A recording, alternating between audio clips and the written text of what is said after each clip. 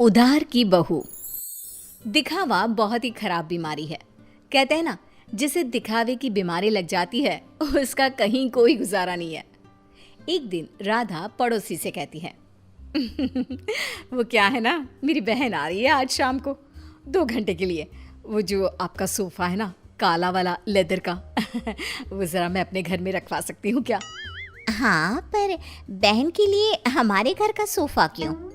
वो क्या है ना, मैंने उन लोगों को बताया कि ये सोफ़ा मैंने लिया है, तो मुझे क्या पता था कि वो घर ही आ जाएगी। प्लीज़, ये मेरी इज्जत का सवाल है। अब भाई सवाल इज्जत का है तो क्या किया जा सकता है। दे देती है पड़ोसन सोफ़ा राधा को, लेकिन सोफ़ा देते वक्त देखिए राधा जी, ये सोफ़ा मैं आपको सिर्फ 2 घंटे के लिए दे रही हूँ, लेकिन इसे गंदा ना होने दे। और हाँ, बच्चे बैठे तो संभल कर, ज़रा सी नुकीली चीज़ लगी नहीं तो सोफ़ा ख़त्म। अरे कैसी बात कर रही हैं, कैसी बात कर रही हैं आप? दूसरों की चीज़ों को कैसे संभाला जाता है अच्छे से जानती हूँ मैं। हाँ, खैर दिखावे के लिए ही सही सोफ़ा पहुँच जाता है राधा के घर और शाम को आ जाती है बहन। मौसी मौसी कैसी है आप? वाओ, कितना प्यारा सोफ़ा है। वाओ, ये तो बिल्कुल फिल्मों जैसा है। ये बोलकर बच्चे सोफे पर कूदने लगते हैं कि राधा, अरे नहीं नहीं नहीं, सोफे पर मत कूदो ना बेटा, ना ना ना। राधा की बहन समीरा बोल पड़ती है, वाह दीदी वाह, ये सही है। मेरा बेटा थोड़ी देर खेल भी नहीं सकता क्या? अरे नहीं नहीं, वो बात क्या है ना कि सोफा थोड़ा थोड़ा क्या राधा, कहाँ से आया ये सोफा? क्या बात है दीदी, जीजा जी को बताए बिना सोफ़ा खरीद लिया क्या? वो क्या है ना, मैं जा रही थी धनिया खरीदने, रास्ते में मुझे ये सोफा अच्छा लगा तो मैंने खरीद लिया। वाह दीदी, ये तो लाखों का लग रहा है। राधा तो अब अपनी तड़ी में आ जाती है। लाख? लाख क्या अमाउंट है मेरे लिए? अरे कई बार तो मैं चौक तक रिक्शा लेती हूँ और मन कर गया तो फ्लाइट से मनाली मसूरी घूम कर आ जाती हूँ। हाँ। देखो, देख रहे हो मेरी दीदी के पास कितना पैसा है?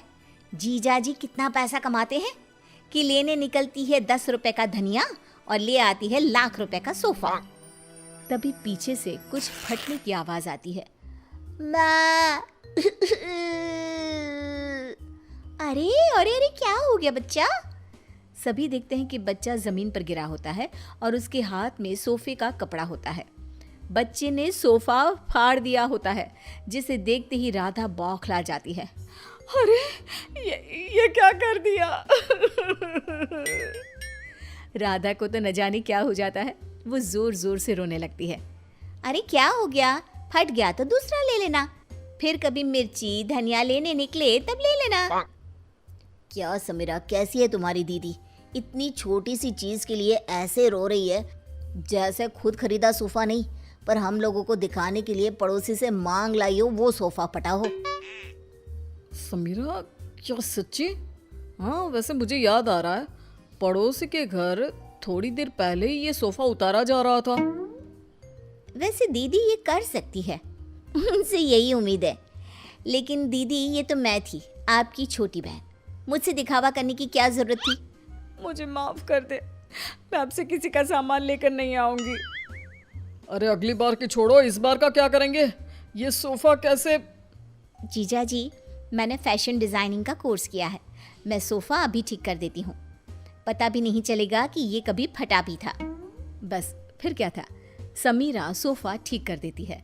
सोफा पड़ोसन के घर चला जाता है, उसे कुछ पता नहीं चलता और राधा कान पकड़ती है कि वो अब से किसी का कुछ भी उधार नहीं लेगी।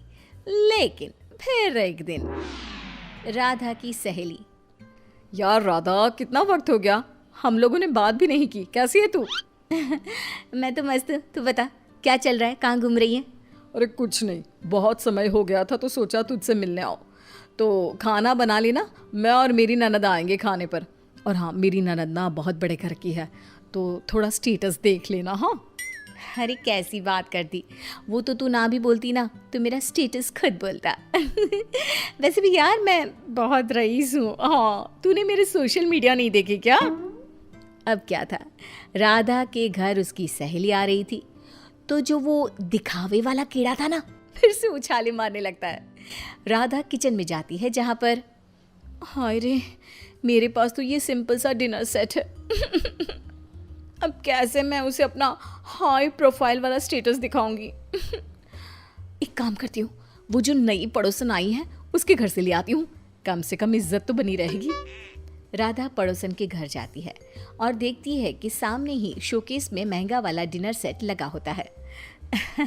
वो क्या है ना, मेरे घर में कुछ ज़्यादा ही लोग आ रहे हैं, तो वो नीला वाला डिनर सेट आप मुझे दे सकती हैं प्लीज़। पड़ोसन नई होती है, मोहल्ले में जान पहचान बनाने के लिए बिना ज़्यादा बोले वो डिनर सेट तो दे देती है, लेकिन देते वक्त आप ले जाइए, बस ये ध्यान रखिए कि ये रोम से आया है, मेरे पति लाए थे, तो लाखों का है ना। लो कर लो बात, वो तो देख कर ही लग रहा है।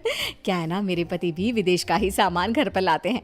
मेरे पास सेम टू सेम था, पर पुराना हो गया था ना, तो मैंने नौकरानी को दे दिया था। हाय रे सच्ची, मेरा तो 10 साल हो गया, पर आज भी हाथ कांपते हैं किसी को देते। खैर, डिनर सेट लेकर राधा घर आ जाती है। मेहमानों के सामने प्लेट रखती है तो सहेली की ननद बोल पड़ती है, अरे ये डिनर सेट तो बहुत ही खास लग रहा है, कहाँ से लिया? रोम। रोम से लिया है, लाखों का है। यार सच्ची मानना पड़ेगा, तूने तो बड़ा स्टेटस मेंटेन रखा है, क्यों?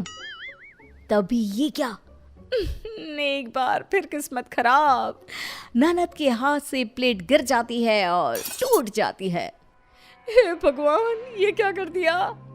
इट्स ओके, होता रहता है यार, डोंट रिएक्ट सो मच, उसे बुरा लग जाएगा ना। अरे लगे बुरा, मुझे क्या है, ये प्लेट तोड़कर खाना कौन खाता है। पैसे निकाल, मैं कह रही हूँ निकाल पैसे। अरे कैसी बात कर रही है, लाखों रुपया है ना तेरे पास तो। हाँ तभी बोल रही हूँ कि पैसे निकाल, नहीं तो पुलिस को बुलाती हूँ। वैसे भी क्या बोल रही थी तू, बहुत पैसे वाली है ना ये, तो बोल लाख रुपए दे, फिर ही जाने दूंगी मैं इसे यहाँ से। खाया पिया कुछ नहीं, प्लेट तोड़ा लाख रुपये, चलो भाभी। सहेली की ननद क्या करती, पर्स में से पैसे निकाल कर दे देती है और वहां से चली जाती है। हाय रे, अब मैं क्या बोलूंगी पड़ोसन को।